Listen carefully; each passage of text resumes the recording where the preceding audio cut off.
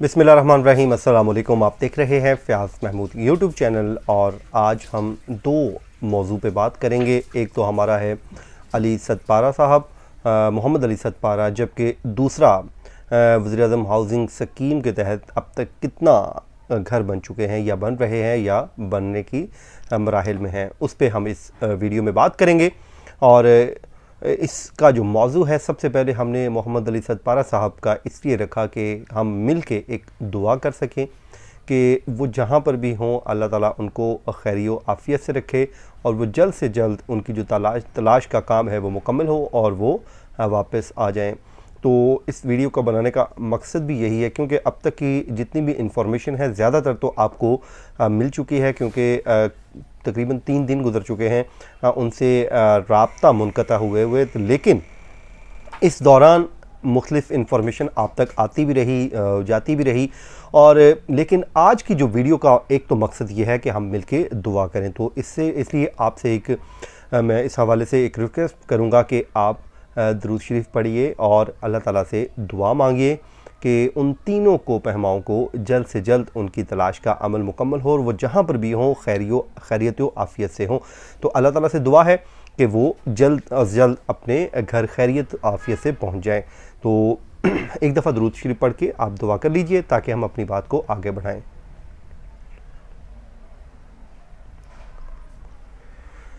अच्छा जी, अल्लाह ताला जी हमारी दुआ कबूल फ़रमाए और आपकी भी दुआ कबूल फ़रमाए, क्योंकि किसी की ज़बान से निकला हुआ कोई जुमला हो सकता है अल्लाह ताला कबूल व मंजूर फ़रमा रहे। और मेरी दिल से दुआ है कि अल्लाह ताला उनको खैरियत व आफ़ियत के साथ वापस लाए। तो अच्छा जी, इसमें हुआ ये था कि जब ये जा रहे थे वहाँ पे सर करने के लिए, तो उन्होंने ये भी कहा था कि मैं इसको 5 फरवरी को सर करके इसको कश्मीरियों के नाम करूँगा, यौम यकजहती कश्मीर के हवाले से। तो उनके बेटे तो वापस उनको आना पड़ा, लेकिन उन्होंने अपना जो सफ़र है वो जारी रखा दूसरे गैर मुल्की कोपहमाओं के साथ मिलके, और वो आगे बढ़ते जा रहे थे। तो उनकी जो बैटरी थी, उनके साथ जिससे रब्ता किया जा रहा था वायरलेस, उसकी वो डेड हो रही थी, लेकिन जो ट्रैकर के ज़रिए उनको मॉनिटर भी किया जा रहा था। तो इसलिए उन्होंने वो कारनामा सरअंजाम दे दिया था, सर कर लिया था उस K2 की चोटी को, और जो उन्होंने काम करने गए थे वो कर लिया था। वहाँ पर उन्होंने पाकिस्तान का सब्ज़ हिलाली परचम लहरा दिया था। लेकिन वहाँ से जो वापसी का जो रास्ता है यकीनन बड़ा मुश्किल होता है। जब हम भी जब कभी जाएं हाइकिंग करने, तो वो स्लिपरी हो या कोई और इशू हो तो उतरने के लिए बड़ा मुश्किल हो रहा होता है उतरना। तो फिर वहाँ पे तो वैसे भी स्नो थी और इतना सख्त मौसम था। तो वापसी पे उनका जो ट्रैक सिस्टम है उससे जो राब्ता है वो मुनक़ता हुआ, वहाँ से चीज़ें ख़राबी की तरफ बढ़ना शुरू हुई। तो अब तक उनकी जो तलाश का अमल है जारी है। जिस वक्त मैं ये वीडियो बना रहा हूँ उस वक्त तक तो उनकी तलाश का अमल जारी है, और अल्लाह से दुआ है कि जल्द से जल्द एक अच्छी खबर आए। और क्योंकि उन्होंने कहा था कि अगर मैं कभी पहाड़ों में या बर्फ़ में गुम हो गया तो मैं 3 दिन तो वहीं पे अंदर ही उसमें कोई जगह बना के गुजारा कर सकता हूँ। तो अल्लाह करे उनकी ये बात सच्ची हो और वो अब तक बिल्कुल खैरियत आफ़ियत से हों, और उनके साथ जो उनके लोग हैं वो भी बिल्कुल तंदुरुस्त व तवाना हो, और वो वापस आएँ और अपनों को आके वो हमें खुशी का ज़रिया बने। तो वो हमारे हीरो हैं, उनको मेरा सलाम है। और उन्होंने यकीनन पाकिस्तान का नाम बुलंद करने के लिए इतनी सरबुलंद चोटियों पे पाकिस्तान का परचम लहराया है। तो अल्लाह ताला उनको हमेशा हमेशा खुश रखे, उनके अहल खाना को खुश और आबाद रखे। तो ये था जी हमारा उस पे। अब हम अगले मौजू पे आते हैं जी। वज़ीर-ए-आज़म ख़ान का जो इमरान ख़ान ने अपना हाउसिंग सोसाइटी की एक प्रोग्राम शुरू किया था। आपको पता है कि जब भी गवर्नमेंट आती है तो इस हवाले से वो प्लान देती है घर बनाने का। पीपल्स पार्टी ने हमेशा जो इलेक्शन लड़ा है वो रोटी कपड़ा और मकान के स्लोगन पे लड़ा है। इसी तरह फिर PMLN आई, उन्होंने आशियाना हाउसिंग स्कीम के नाम से एक स्कीम स्टार्ट की, जिसके बाद अभी उनके जो केसेस हैं वो ज़ेरे समात हैं। इसी तरह इस हुकूमत ने भी ऐलान कर दिया कि वो घर देंगे और जो बेघर अफराद हैं उनको सस्ते घर बना के दिए जाएंगे, जिस पे उन पर क्रिटिसिज्म हुआ और ये कहा कि यह नामुमकिन है कि 50 लाख घर कैसे दिए जा सकते हैं। लेकिन जो एक अच्छा काम किया इस गवर्नमेंट ने वो ये था कि इन्होंने एक मुआहदा कर लिया अखुवत के साथ। अखुवत आपको पता है डॉक्टर अमजद साकिब साहब की ये तंजीम है जिन्होंने अब तक तकरीबन 10,000 रुपए के कर्ज देने शुरू किए हैं और तकरीबन उनके जो कर्ज हैं वो 1,000 अरब रुपए तक पहुंच चुके हैं। वो इतनी शानदार उनका नेटवर्क है।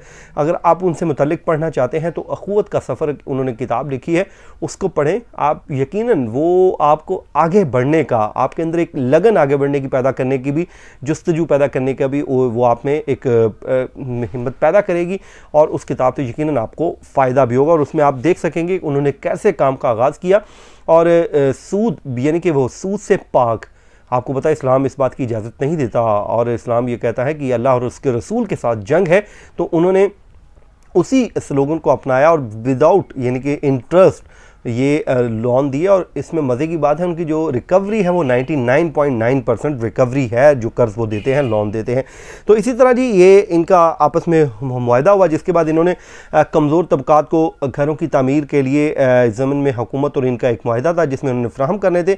और अब तक 5 अरब रुपए की जो रकम है इस तंजीम को हुकूमत की जानिब से दी गई थी, उसके समरात आना शुरू हो चुके हैं। ये गवर्नमेंट का डाटा है जिसमें हम ये नहीं कह सकते कि कोई हवाई फायरिंग मैं कर रहा हूँ, ऐसा कुछ नहीं है, बल्कि ये गवर्नमेंट की डिटेल्स हैं और ऑथेंटिक डिटेल आपके साथ शेयर कर रहा हूँ। तो अब तक जी 7,500 यानी कि 7,572 घरों की तामीर के लिए 3.35 अरब रुपए बरोए कार लाए जा चुके हैं। ये आज डाटा जो सामने आया है इसके मुताबिक तामीर के लिए ये 3.35 अरब रुपए के रकूम जारी की गई हैं और अब तक फ्राहम करदा रकूम की रिकवरी का तनासब 100% रहा है। यानी कि ऐसा नहीं है कि किसी ने कर्ज लिया और लेने के बाद वो गायब हो गया। यानी कि लेट्स सपोज आप इन्होंने 100 रुपीज़ किसी को दिया तो वो 100 रुपीज़ ही वापस आ गया। ये एक बहुत अच्छी बात है। यहाँ पे ऐसा नहीं है कि बड़े बड़ी जो कंपनियाँ लेती हैं कर्ज़े और बाद में वो माफ़ करवा लेती हैं, डिफ़ाल्टर हो जाती हैं। नहीं, देखें गरीब आदमी ने कर्ज़ा लिया तो उसने ईमानदारी से अपना कर्ज़ा भी वापस कर दिया, तो ये बहुत अच्छी बात है जी।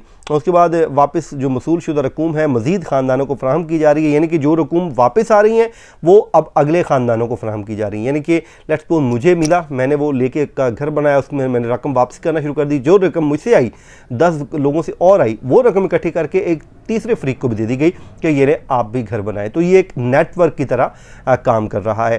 तो मज़ीद इसके बाद जी 2,416 दरख्वास्तें आई हैं जिन पर काम जारी है, जिनको ये लोन दिए जाएंगे और मुस्तफ़ीद होने वाले ख़ानदानों की अक्सरियत ऐसे अफराद पर मुश्तमिल है जिनके माली वसाइल नहायत महदूद थे। और ज़ाहिरी बात है जब आप के वसाइल होना और आपको एक घर मिल जाए या लोन मिल जाए और इतने विदाउट इंटरेस्ट लोन मिल जाए तो इससे अच्छी बात हो ही नहीं सकती। तो इस तरह की स्कीमें हुकूमतों को हमेशा शुरू करना चाहिए और इस पर हमें हुकूमत का साथ देना चाहिए, क्योंकि ये ऐसी स्कीमें हैं जो आम आदमी के लिए हैं। इसमें अमीरों के लिए नहीं बल्कि ये गरीब जिनके पास घर नहीं है उनके लिए हैं। तो ये था जी आज का हमारा वीलॉग। हमेशा की तरह आपको हमें पसंद आया होगा। मुझे दीजिए इजाज़त। अल्लाह हाफिज़।